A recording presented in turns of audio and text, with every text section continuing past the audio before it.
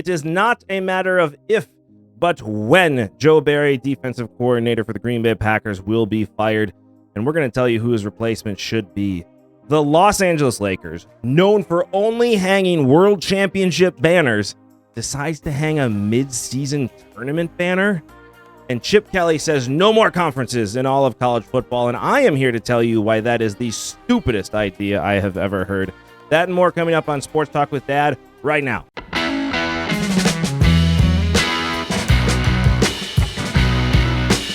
Welcome back to another amazing episode of Sports Talk with Dad. As always, my name is Kyle, and I cannot call this Sports Talk with Dad without the man sitting next to me, a man who is this close to getting his first tattoo, my dad, Tim.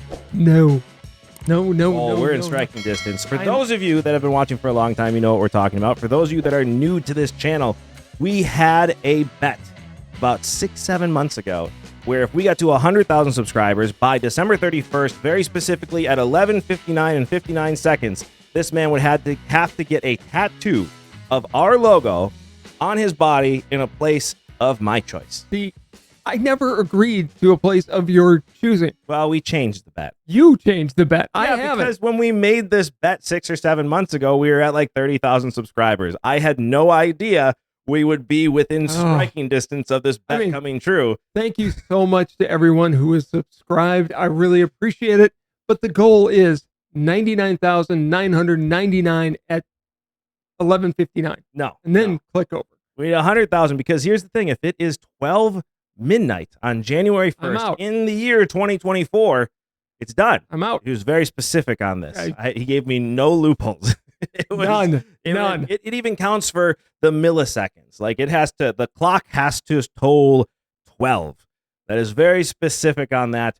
And then this is also payback for you stealing my children's coffee mugs. Well, why did I have to steal Pikachu from you kids? I don't know. Because there are no Sports Talk with Dad coolers. I have one.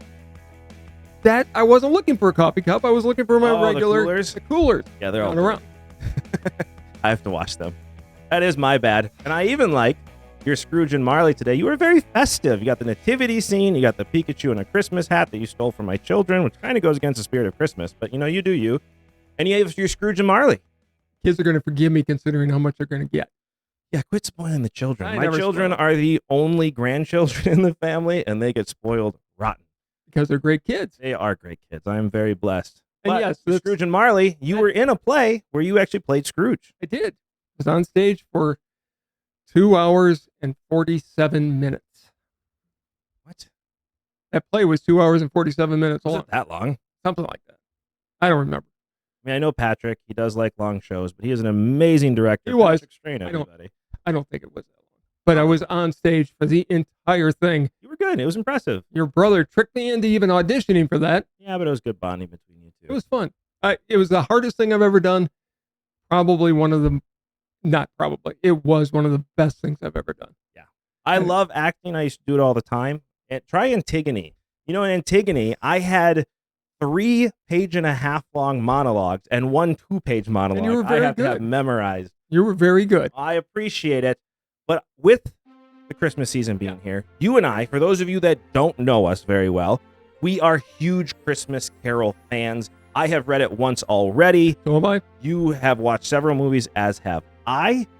And I wanted to know, because we've ranked these kind of on their own, but we've never had a true in-stone top 5 Christmas Carol movies. So I want to know what your list is, because I have mine. Okay. I figured we'd be talking about this. I've got a couple that are kind of out there. Do you have any honorable mentions? Because I do have one before we start this list. I haven't seen Spirited, which came out last year with Ryan Reynolds. I have not seen that one either. Supposedly it was good. Flintstone's Christmas Carol. That's a good honorable mention. Mickey's Christmas Carol, where Scrooge McDuck came from, which is one of my all-time favorite characters. I was a big DuckTales fan. So Scrooge McDuck is one of my all-time favorite characters. I don't understand the love of the Albert Finney one, where it's more of a musical, and for that matter, Kelsey Grammer's musical. We don't talk about that. Whoa. That is one of which we shall not discuss. Yes. And it's sad because I love Jason Alexander, and it was still real bad. I'm going to give my honorable mention, though, because it's not going to be my list, but An American Christmas Carol with Henry Winkler. It might be on somebody else's list. Okay, that is my honorable I love that mention. one. That's a great movie. I love it. If you haven't seen it, it is not well known. It was a TV show back in, I think, 1979. So it was during the height of his Happy Days Fonzie. He played Scrooge, and he did a great job. Yeah, you can tell the makeup back in the day wasn't quite as advanced as it is now. Well, it was clearly a low budget thing. I mean, He was awesome, though. He was great. I would love to see him come back and play Scrooge at some point now, because he did a great job back then. I'd love to see what he can do now. Because if you've never seen him in a non-comedy role and you haven't seen him in a true dramatic role, it blows you out of the water. Great actor. It is. But okay, let's start with number one. Number one, 1951, Alistair Sim. Still the best Scrooge of all time. I disagree. Alistair Sims was my number one. I agree with you. Alistair Sims was an amazing Scrooge. The movie was almost perfect. But there was a movie that came out that was perfect. And that is the Jim Carrey version. I love that one. It's my number two. It is the truest. I don't know how it can't be your number one. It is the truest to the book with a nod to the Alistair Sims version at the end where he slides down the banister and sees his housemate, gives her a big hug and a raise. And they use the same names for... Same names. It was a made-up character in the Alistair Sims version. They kept it in that one. I even especially love, and this is something they didn't do in the Alistair Sims version, they had with Christmas Present getting older, right? And dying off. Yep. And he even had Ignorance and Want, the two kids that are under his robe at all times, ruining the present. Look, Alistair Sims is a quintessential Scrooge. He's great. And he was great. It was a great movie. I love the Jim Carrey version. He did all the parts, which I thought he was perfect at. The Paul McCartney Christmas Present. That was great. It took it away from me a little listen, bit. at least you got to hear a Paul McCartney voice other than Paul, the fake Paul. Because Paul McCartney It's Christmas and you're doing this to me? It's not Christmas yet. Paul is not dead. You almost never said died. it right. You almost said dead, and he really is dead. So, my number three, and I go back and forth on these all the time. George C. Scott. Yeah. Love that one. It was another one that was very true. Probably the best Tiny Tim. It by far the best Tiny Does he Tim. They made actually him look sick? very sickly. Yes. Which none of the other ones do, which surprises me. They don't. It is by far the best Tiny Tim. Not my favorite Cratchit, not my favorite Scrooge. Actually, not on my list. You're wrong. Okay, my number four. You want to hear my number three? Yeah, go ahead. Okay, so we had 1 and 2 we have reversed. Right. You have Alistair Sims 1, I have Jim Carrey 1, and the opposite the 2. My number 3 is not necessarily a movie. I'm cheating a little bit here. But it is the 1933 Campbell's Christmas Carol. Orson Welles is the narrator. Lionel Barrymore. Lionel Barrymore, thank you, as Scrooge. I listened to it last night. I actually fell asleep to it last night. I love it. It is great. I had it on CD and listened to it in the car back in the day. That's where I found it. You actually had us listen to it, and I think that's part of the reasons why I love it so much is because I always remember driving to Grandma's house and listening to that on Christmas Eve. But if you haven't listened to it, go back. You can find it for free online. It streams everywhere, but it's the 1933 Orson Welles' A Christmas Carol. Right. Campbell's Playhouse. Playhouse. The only thing I didn't... So Lionel Barrymore was set to play Scrooge in the one with Reginald Owen. In 1938. Yeah, but he broke his hip. He did. So he couldn't do it. I think it would have been a lot better. No disrespect to Reginald Owen, but Lionel Barrymore was just the actor of actors back then. He was Mr. Potter in It's a Wonderful Life, in case you didn't know who Lionel Barrymore was. Speaking of Scrooge. Anyways, my number 4 is American Christmas Carol. You actually have that on your list. I do. I love that movie. I love the version. It's a take on it that sets the tale in early 1900s America. Okay. And it's about a young man who's an orphan, comes to live with his family of furniture makers. He wants to sell them on credit. Yeah. He finds out about credit cards and everything else and that you can take it back and then resell it to somebody else. It was just very well done. A different take on the story, but a very good one. Now I feel bad for saying it as an honorable mention because, all right. But it would have been 6 on my list if that was on there. My number 4 is one that is very true and dear to my heart and a very underrated and Ebenezer Scrooge because of the movie, but it is a Muppets Christmas Carol. Love that one. It's so good. Michael Caine is Scrooge in that one. and nails it. I mean, absolutely nails it, because it's a serious movie with a funny take, but Michael Caine plays it very straight while the Muppets are doing the Muppet thing, which just adds to it as an amazing even movie. the Muppets were kind of straight through parts of it. They were were. still funny and cute, so the kids can watch it. Right. But they even had a scene in there I'll never forget, when the caroler comes to Scrooge's door in a Muppet. It made me cry as a kid. They had the little bunny, and you see him as Bob Cratchit is heading home in the dumpster, covering himself in newspaper, shivering, when all Scrooge had to do was to give him some money so he could go and find someplace warm to sleep on Christmas Eve. That made me cry as a kid. Number 4 for me is by far Muppets. Well, I love a Muppets Christmas Carol, but just to be different, I'm going to take another one for my number 5. Okay. Scrooge. Yeah. Love that version. That's my number 5 too. Bill Murray just nailed it. That is also my number 5 is Scrooged. It's the perfect Christmas Carol movie. Bill Murray, obviously an amazing actor. Carol Kane steals the movie as it 100%. goes to Christmas Past. Or Christmas Past. Yeah. The bitch hit me with the toaster. It's one of the greatest lines in all of moviedom. Has been said through our house forever. Anytime, I remember you hit your head so hard, and you actually got hurt. You actually got cut really bad, and we're like, "Are you okay?" And you go, "The bitch hit me with the toaster," and it just changed the mood. We had to take you to the emergency room and couldn't stop laughing because the doctor asked what happened. You go, "The bitch hit me with the toaster." And they were ready to call the cops. And it's like, no, he's joking. It's on the movie, Scrooge. Clearly has a concussion and is joking. I agree. You guys let us know what you think about the Christmas Carol. Is our list right or wrong? And let us know in the comments below. And while you're down there, like, subscribe, and hit that notification bell so you get to enjoy the show as much as we enjoy making it. The answer is 100%. Jim Carrey version is the greatest Christmas Carol of all time. I could have put my performance on there, but I only think I have the only DVD. Listen, I loved your performance. You were great. Not in the top 5 all time. Top 5 all time. No, I know. You're not in the top 5 all time. I am in my mind. Something terrible happened this weekend, though. Yeah. Absolutely I watched terrible. it too. What happened to the Green Bay Packers? What's happening? Okay, so couple things. One, Jordan Love, I don't think is the future anymore. He's had a few good. Come on. He's been up and down. Come on. Excuse me. My time. Yours will come. He's been up and down a lot this season. He's still missing the same throws. He's got a great quarterback coach in Tom Clements. He does. And he hasn't learned what he should have. Now, he'll make an impossible pass, but it's not regularly enough. What I really saw happening was, once again, Matt LaFleur not having control of his team, bad play calling on offense, and more importantly, the defense just, I don't know what Joe Barry is thinking. I mean, there was no coverage. They ran down our throats all day. Do you realize Tommy DeVito, Ritter from Atlanta, last week, I mean, Baker Mayfield had a great game. Looked like Tom Brady. He looked like Tom Brady, exactly. But we have made so many quarterbacks and running backs look like Hall of Fame players because we can't stop the run. And oh, by the way, we don't do well in the secondary. Did you see what Devondre Campbell said? I did.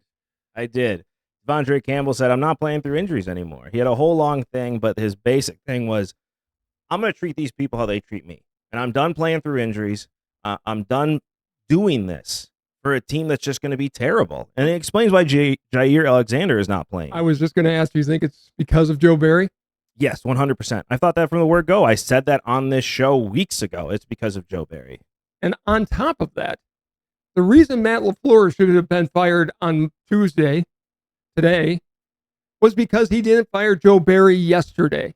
I 100% agree. Some point, you have to act like the head of an organization. And yes, Joe Barry is probably a great guy. It's a week before Christmas. I get all of it.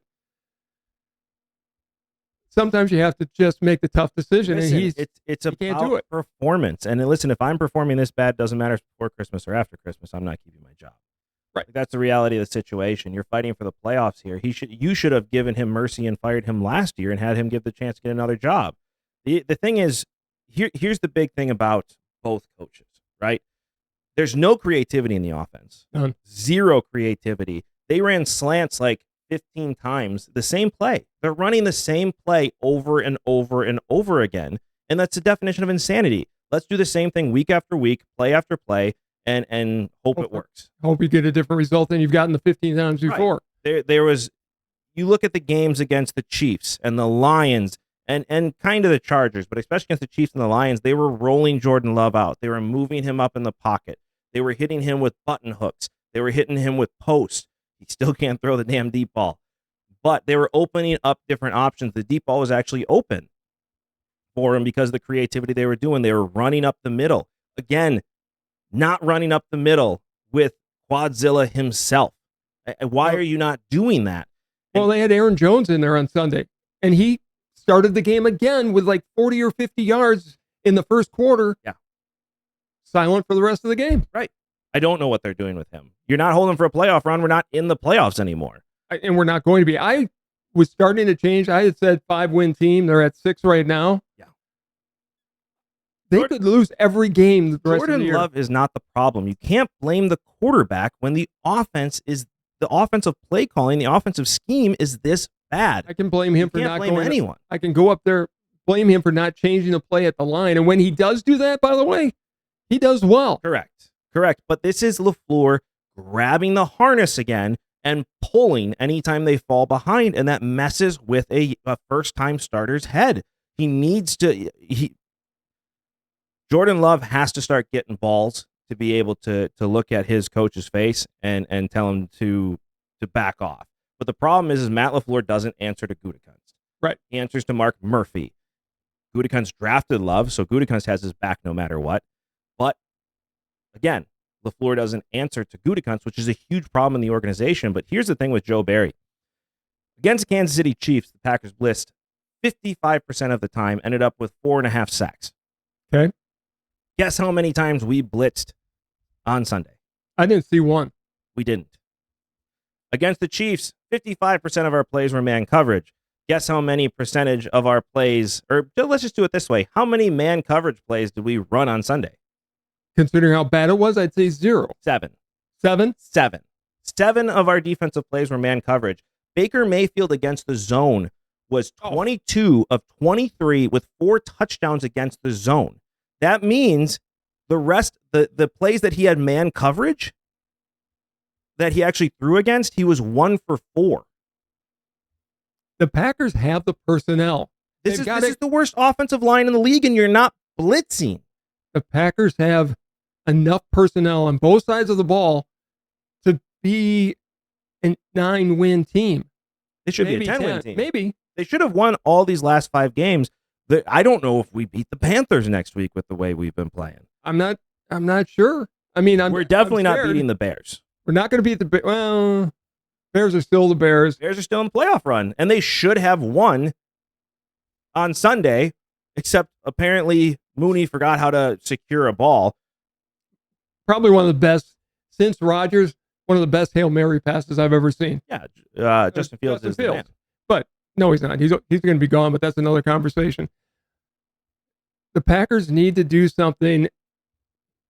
I can't believe they kept Joe Barry, but because they still have him, let's talk about who should be the next defensive coordinator, assuming Matt LaFleur is still going to have his job, which I don't see how he's going to lose it. Matt LaFleur should be fired. Matt LaFleur should no longer be the head coach, and he shouldn't be the head coach, 1, because his offense scheme sucks, 2, because he clearly doesn't have the cojones to fire Joe Barry when he should have. He just doesn't have it in him to fire people. And listen, that is not a bad quality to have. Clearly, he's a very good guy, but as a head coach in the NFL, that you need that quality. You need to be able to fire people when they're not doing their job. That's why you should not hire friends on your team. And my big fear, I don't know how close of friends they are, because here's where I really have a problem with Matt LaFleur. Instead of firing the guy you have a problem with, you go and blast him on network television over and over and over again on news conferences after games, rather than just firing him. I don't like that. Cowardice. It's passive aggressive.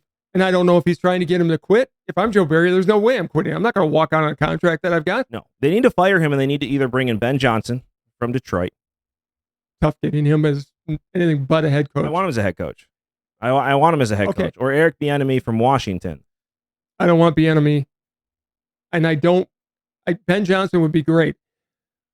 It's got to be an offensive-minded coordinator. Yeah. That can be creative and really work with Jordan I'll Love. take a defensive coordinator with a good offensive, or a defensive-minded head coach with a good offensive coordinator.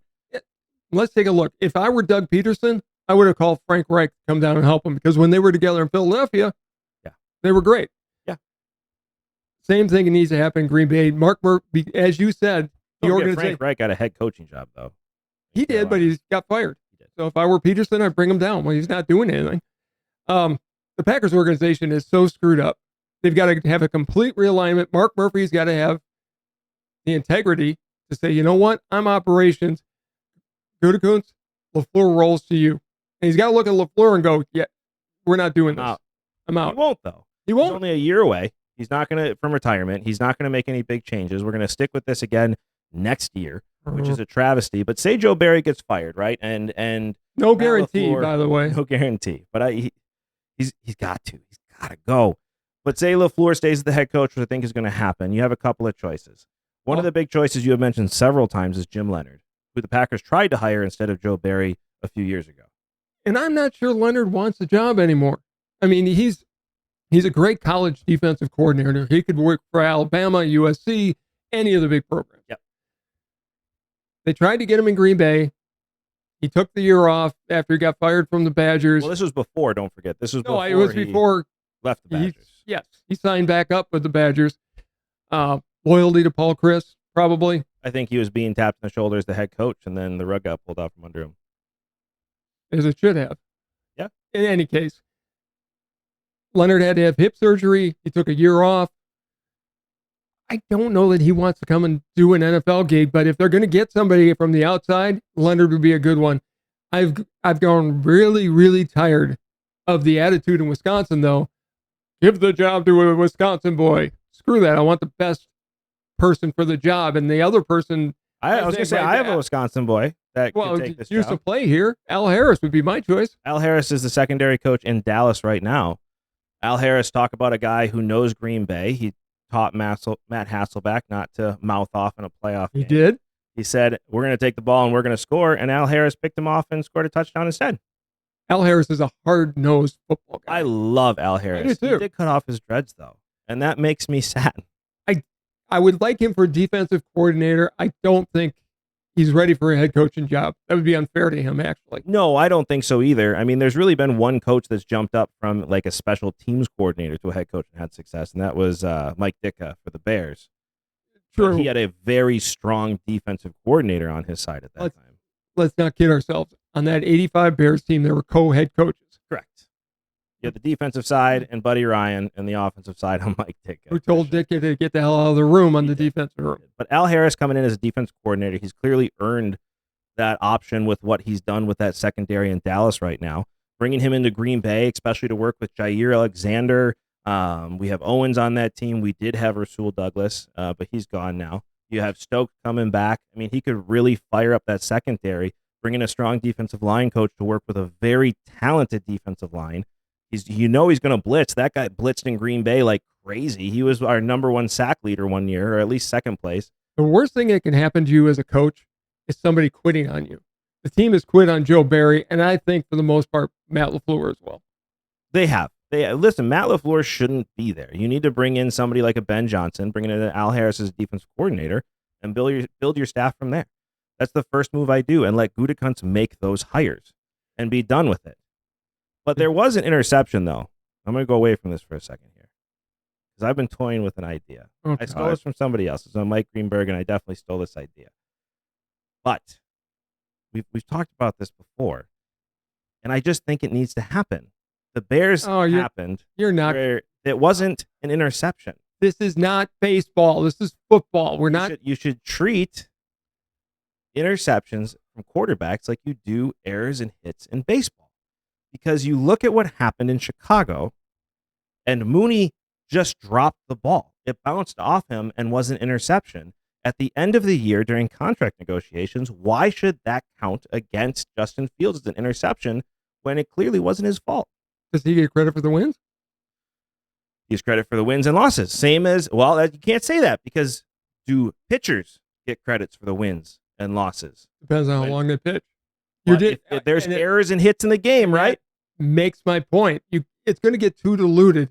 No, there's errors and hits in the game. You actually just made my point, and I appreciate when you do that and don't even realize it. You have hits and errors in games, right? Sure. And it affects the pitcher's ERA, which he's judged on for the end of the year, but he still gets the win or the loss if he's in the game. Okay. I will grant you Justin Fields got robbed because the guy couldn't catch a ball. Then again, last night, Philadelphia got robbed on an interference call that wasn't called in the end zone, which would have won them the game. Yeah, but there's that's all sorts of things that enter into this, though. Just saying, I saw with Josh Allen, too. He threw a ball, hit the receiver in the hands, bounced off his hands, and it was intercepted.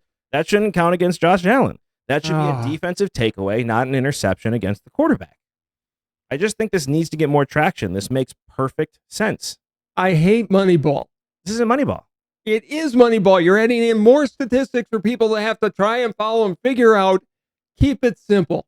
But it's good for fantasy, though, too, because then that doesn't count against your fantasy points. I don't play fantasy for a reason. You should. It's dumb. It's not dumb.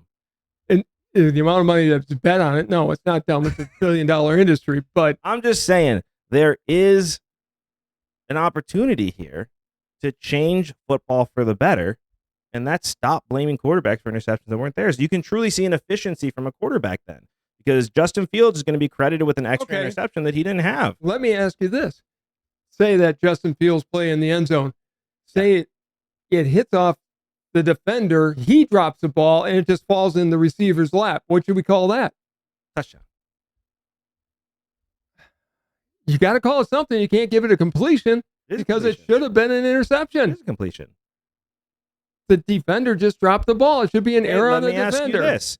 In the playoffs, Jose Canseco is running back for to make a catch. The ball bounces off his head and goes over the fence. What is that called? Stupidity on Jose Canseco's part. It's called a home run. It is a home run. Yeah. Okay. Thank you again for making my point. You're arguing this, but have no argument. I do. I don't want to see all of the extra line items that we're going to have to give to a human to try to score and make the game even more complicated than it is. It has nothing to do with the game. It's just a statistic at the end, and I think it's more exciting that way. Ask them. Let us know what you think in the comments below, and while you're down there, like, subscribe, and hit that notification bell so you get to enjoy this show as much as we enjoy making it. Idea you've had in such a long time. Here's something I think we're also going to disagree on. The Lakers had a special event the other day, and you can see the picture right up here. They hung their in-season, I keep calling it mid-season, but it's in-season tournament banner. That means nothing. That means nothing. It should not be up there. Well, should not be up there. The Lakers is a hard conversation for this because the Lakers don't hang division titles. They don't hang conference titles. No. They only hang world championship banners. And is this a world championship This is banner? not a world championship banner. However, most other teams do hang banners, including baseball, including football, including basketball and hockey, and all the other sports do hang conference championships. They do hang division championships. The Bucks, as you can see here, have a little banner for conference championships, a little banner for division championships. The only thing I like about the Bucks is outdated, by the way, but it works. The only thing I like about the Bucks is that it's not a separate banner for each one. It's just like a giant banner that just lists the years. Right, which you see a lot of different places as well. But I think you should hang that banner. Because if you want people to care about it, then you have to show who wins those. Because if you don't hang those banners, nobody's going to care about it. So that is going to lead me to my question on this. Is this an NBA league office mandate? 100%. Of course it is. An NBA league office mandate. I don't agree with where they hung it right underneath the championship banners. I think that's wrong. You hang this someplace different other than with your championship like on the banners opposite side of the arena. Well, you can't do that. Don't forget, it's not Staples Center, whatever it's called now. What is it, like Crypto something? Whatever the arena is that they play. But you have the LA Kings that play there. You have the Clippers that play there. They have their banners up there. Exactly. So you only have a small place to put these, and you have to put it next to the Lakers stuff. It should be in the corner. I think it should be next to it as something separate. It definitely shouldn't be underneath your Minneapolis World Championship banners. I agree with you there, but these banners 100% should be hung. If you care about the in-season tournament and want people to care about it, you have to have a banner that you hang showing who the champions were. What do they get for it? Did they get a trophy? They did get a trophy. Okay. They got some money. They got Nobody a banner. in the general public, nobody cares about this tournament. It was fun seeing the players play a lot more in early season. I'll grant you that. Yeah. Well, we go back to last week on what I said we should do, which is they should get lottery balls for this, and go back and check our last video because I proved my point, which I'm really good at. Let me ask you this. You've had a week to sit on this between our conversation, because that was very much an impromptu conversation we had about that. Yes. Do you think that my idea, and my idea from last week, was the winner of the in-season tournament should get ping pong balls for the lottery, because then the stars really have a reason to play, and then these young guys coming up can actually play for championship teams and make those teams better. That way Giannis doesn't have to worry about Dame Lillard possibly coming. He actually gets some young stars to come up in the same way the NFL draft makes a big difference for teams in the first round. Give him one ping pong ball. Okay. It's better than putting him in the playoffs, which I didn't guarantee like. him a top 15 pick. I agree the playoffs was stupid. I really do. I've reflected on that. But do you agree that that is a brilliant idea on my part? They've got to do something with it. It's going to, if they don't tweak it and do something like a ball for the draft lottery. I think you should have more than one, but whatever. People are going to lose interest pretty quickly in this. Right, just one, people aren't going to be in there or aren't going to be paying close attention. So you think it's a good idea? It's better than most that you have. I can't think of a better way to tweak it. I know they're talking about it. Backhanded compliment if I've ever heard one. Yeah, but it was a compliment. It stops people from tanking for the most part, because you can actually have a winning team like the Celtics or the Lakers or the Bucks or the Suns and still possibly get a young, talented player. You mean like the Lakers did when they got Magic? Yeah, that was rigged, but that's a different story. And it stops you from rigging drafts, which is really, really nice. Really? But you have these teams now where you can be a Bucks team and not have to watch your player walk away and then be a garbage team praying that you get a top player at some point. No, you can give a Robin to that Batman and then start to build around the young star as well. Look, the basketball does a better job than most because they do have a split revenue stream between the players and owners. So, and the salary cap is pretty locked in. You know, the max contracts or whatever. So, but to get somebody to come to Milwaukee has always been really hard. Right. Nobody wants to come. Really cold here. For that matter, basketball season. Yeah. For that matter, it was hard to get people to go to Chicago for a long time until Michael got there and they built the dynasties. And now it's hard to get people to go there again. Nobody's going to Chicago. Nobody's going to Chicago. Nobody at all is going to Chicago. Exactly. And the same reason nobody goes to Portland and nobody goes to all these other small markets. That way, if you put these teams that are starting to build great teams, I said it last week, you look at Dame Lillard in Portland, all of a sudden they win that in-season tournament, and now they have several ping pong balls where they can get a top 10 pick, and now they have somebody to go with Dame Lillard, and that in-season tournament means a lot more. Stars are going to play harder for it. All of a sudden, owners are way more invested in this, especially if they traded for a top pick and now win the in-season tournament and get another one. They're going to tweak it somehow. That's how you tweak it. I fixed it. Your idea is relevant, and I hope they pay you if they go that way. You need to say more than relevant. You need to tell me I had a good idea. It's Christmas. Speaking of people who had ideas they were throwing out there. He gave me coal, folks. I asked for a simple compliment from my father, and I get nothing. I'm giving you many. Anyway. So I want on the air you to tell me that them getting ping pong balls was better than good idea. Better than most you've had. I hate you so much right now. You're ruining my Christmas. There was another guy who came out with a brilliant idea today. Oh, this is the stupidest thing I've ever heard. Chip Kelly came out, for those who haven't heard yet, coach of UCLA, and proposed number one, he proposed something that we talked about almost since the inception of the program. We talked about this happening. We didn't talk about this stupid idea. Hold on. You always tell me, wait, let me set it up. This time I'm setting it up. I'm ensuring that this is stupid. That everybody knows this is stupid. Anyways, Chip Kelly said, get rid of the Big Ten. Get rid of the SEC. Well, first he said break off, which is what we've been saying. I was just about to say that. Okay. Football should break off from the NCAA and be their own organization, which they have to do in order to get NIL under control and reshuffle this thing. Right. Chip Kelly wants to get rid of the SEC, the Big Ten, and all the conferences and just have one massive 64-team college football. That's stupid. Conference. And they'll break them into divisions, everybody will play everybody like the NFL does, and then you'll have your tournament at the end of the year. That's stupid. Why would you do that? Don't ask me, ask Chip. Here's the issue, and here's why it would never happen. You have the Big Ten that's about to sign a deal that's going to get each school $70 million a year. Okay, right? His point on that was there would be even more money with just one organization. Because you're taking away competition at that point. Because with one organization, you're not going to get that big of a bucket. Honestly, the Big Ten's about to sign a deal that's going to give $70 million to Big Ten school, right? Right. If you do a large bucket with the Big 12, with the ACC, with whatever's remaining of the Pac-12 and the SEC, that's going to be so much more diluted because there are so many worse teams in those conferences. You're not going to get as much money. I mean, it's great for the ACC and Big 12 schools and whoever else joins, and Pac-12 and Pac-12 because they're going to get more money that way for sure. But for a Big 10 school that just joined the Big 10 conference, because here's the thing, now you're buying one TV right. That's all you're doing. One network gets the TV rights for all those college games versus the competition opening up where now you're competing for the SEC, the Big Ten, and every other school. Everybody has their own place. Okay, so look, Chip Kelly is obviously not happy about having to go to the Big Ten for good reason. Why? Look, they aren't that good a team in the existing Pac-12. Right. They're going to come to the Big Ten, and now they're going to have to compete on a larger stage and they're going to get pummeled for a while. Listen, it sucks for traveling, but get better. He's been there for how many years? Like, I mean, the fact that you haven't turned this team around maybe shows that you're not that good of a coach.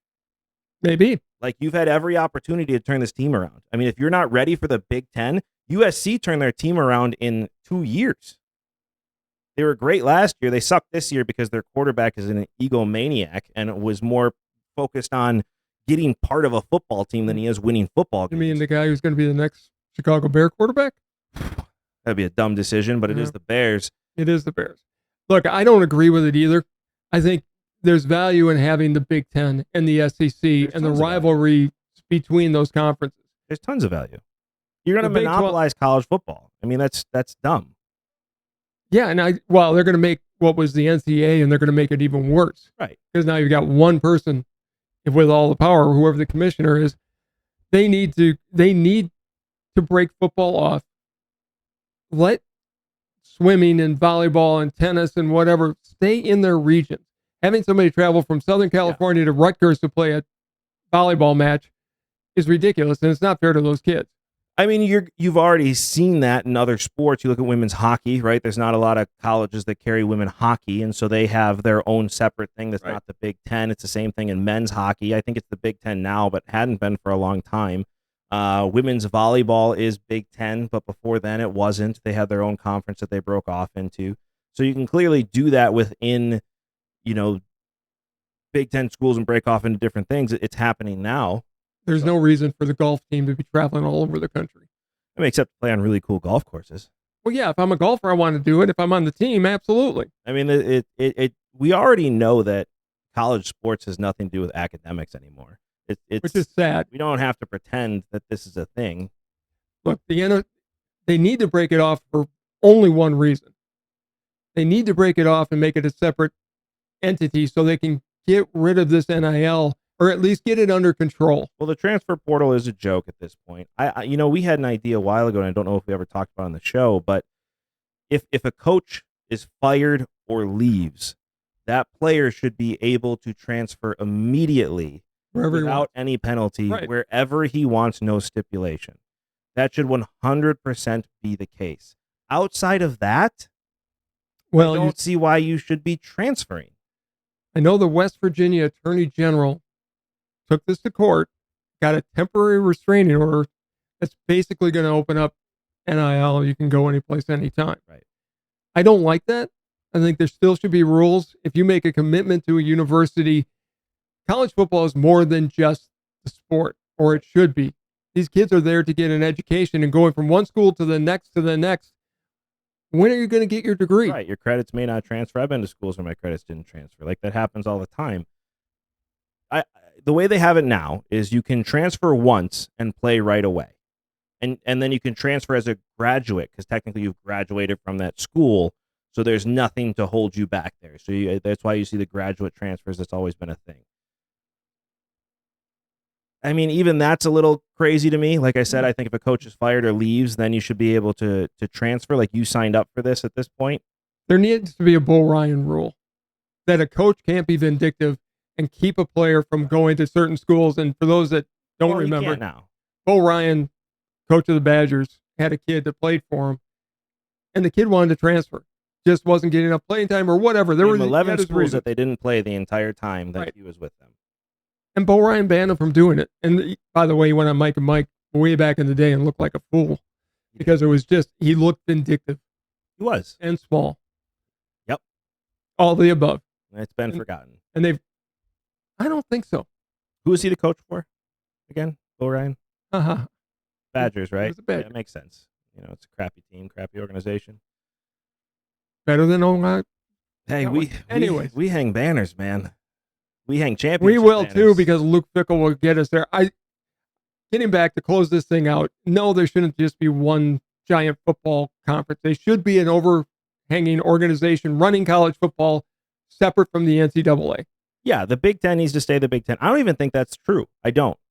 I think you need something that holds championships and has a playoff involved, but the Big Ten should run itself. The SEC should run itself. The Big 12 should run itself, and that's all that there will be left.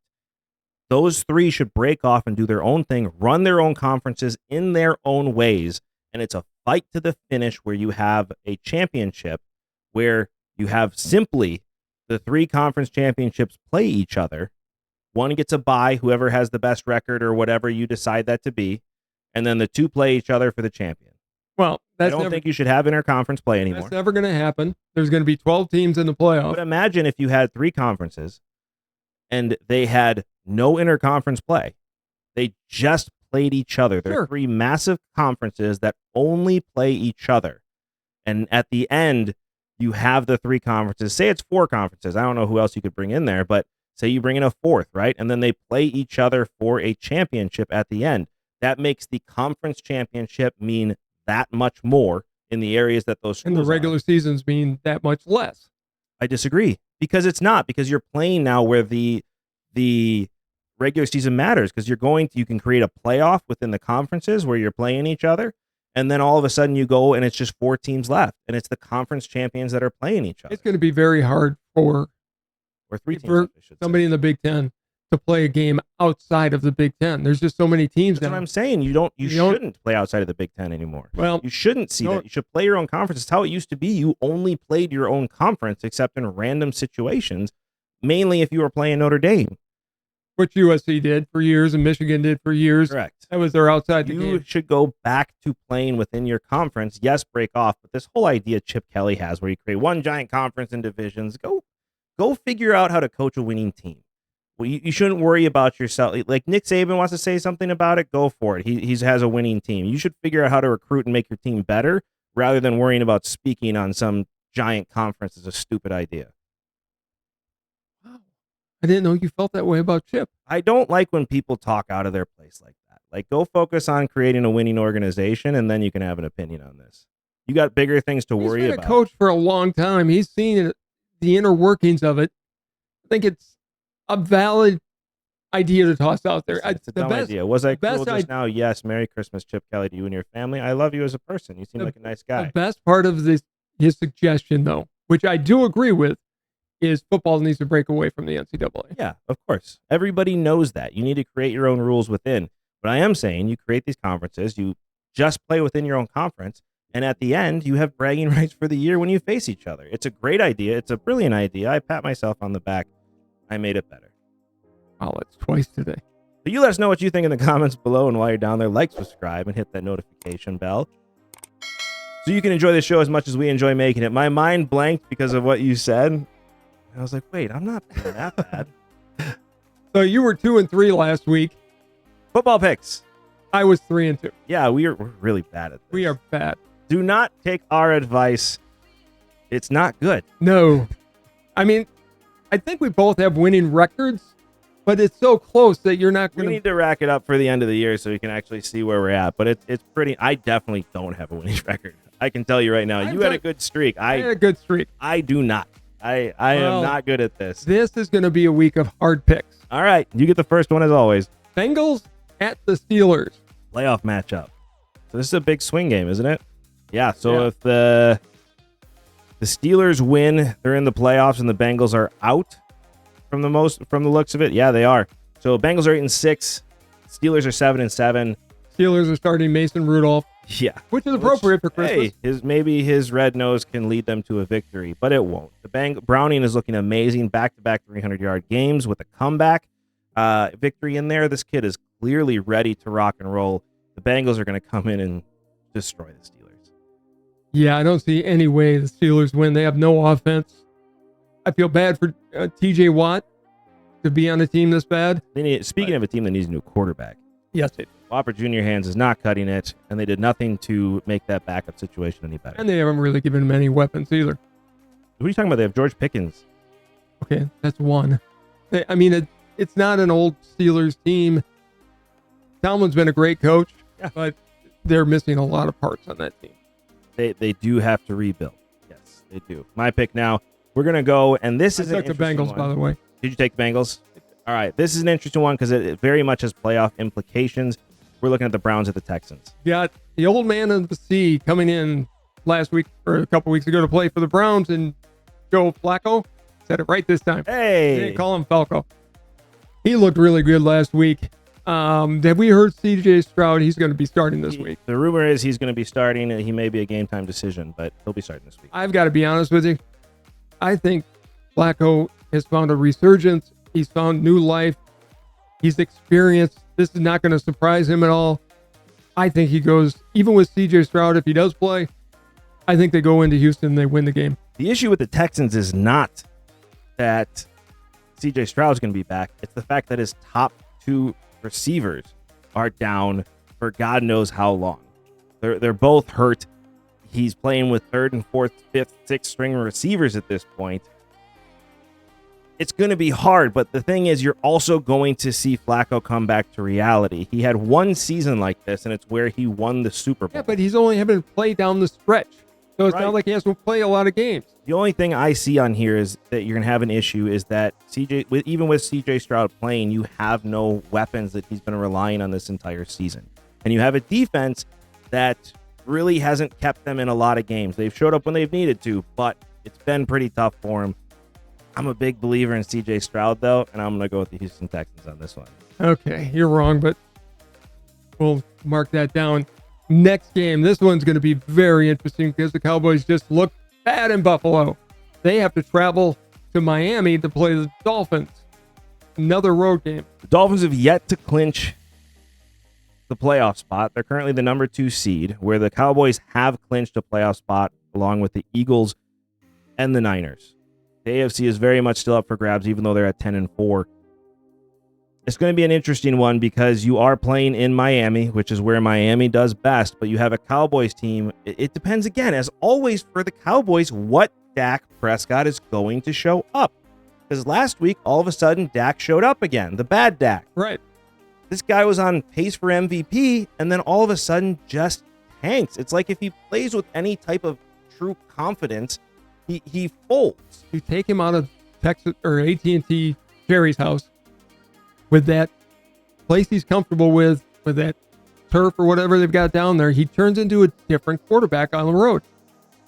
You're not supposed to see a lot of weather in this game. You know what? I believe in Mike McCarthy. I think he's going to figure it out. I'm taking the Cowboys to win on the road. Dolphins really haven't been challenged a whole lot this year. Oh, and I do like their head coach. He has my favorite coach. I do. Which one? I'll show him. Okay. I believe in Mike McCarthy as well. He did get the kiss of death today. Jerry Jones gave him a vote of confidence, which means you don't win, he's gone. I want to see McCarthy, so just simply because I like the guy, I'm going to go with the Cowboys.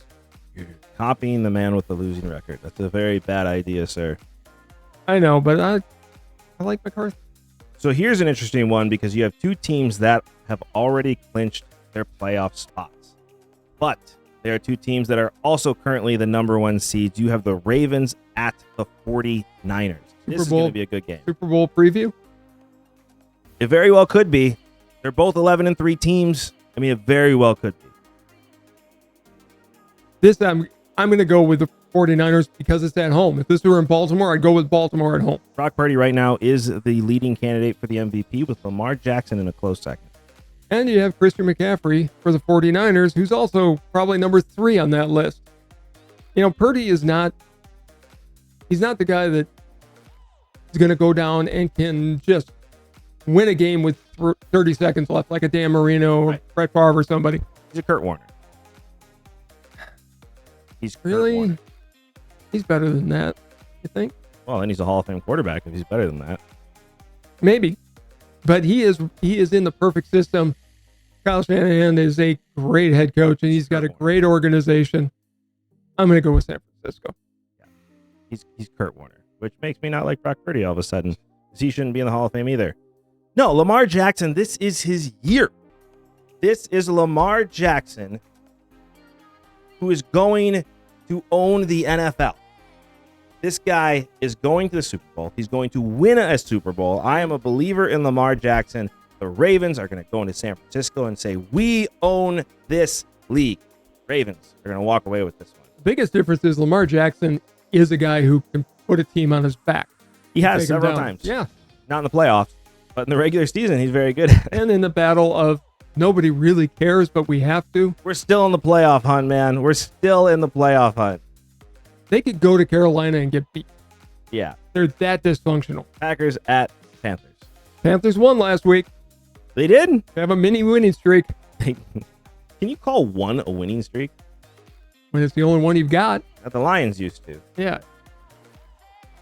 I don't know, man. It depends which Packer team's going to show up. Are we going to get the Packers that played the Chiefs, or are we going to get the Packers of the last 2 weeks? They have to do something. I mean, here's the thing. If Joe Barry, he's clearly going to be the head coach or the defense coordinator for this game. If he goes into this game and looks like he has the last 2 weeks, I don't know how you keep him on the payroll. I just don't. I don't either. Listen, I don't. And by the way, your streak ended. Congratulations. You picked the Buccaneers to beat the Packers, and the Buccaneers won. I hate you. I can't pick against the Packers here. I never will. But even in my heart, I can't pick against the Packers here. The Packers are going to go into Carolina and do what they need to do and win this game. There's no reason the Packers should lose this game. They've got better talent than the Panthers. Bryce Young is not a good quarterback this year at all. I mean, I think you just said you could have slept the first part. He's not a good quarterback in the NFL. I'm going to go with the Packers, and I don't know why. This is just a homer pick for me. I mean, if the Packers show up like they did against the Chiefs, they're going to roll the Panthers for 45 points. They won't do that. Thank you. But it depends which Packers team shows up. All right, the Green Bay Packers who are picking, you let us know what you think in the comments below. And while you're down there, like, subscribe, hit the notification bell so you get to enjoy this show as much as we enjoy making it. But as you all know, it is time. You cannot have a conversation with your dad without your father getting the last word. So it is all you. So we are at Christmas. Hanukkah was recently as well. This is a time for family. This show is certainly all about family. Not all families are together all the time. There's estrangements. There are problems within every family. Nobody's perfect. But during this holiday season, look for that good. Forgive those who might have wronged you. Family is all you've got. And when it comes down to it, for every reason on the face of the earth, unconditional love comes in the form of family. They're always there for you, and they'll always have your back. So don't turn your back on them. And for my own personal plug, instead of spending a ton of money on presents and doing whatever, which we all do, go to church and donate to your favorite charity in somebody's name, because that will probably, in the long run, help more people and be more meaningful to the people that find out that's what you did for them. So just my suggestion.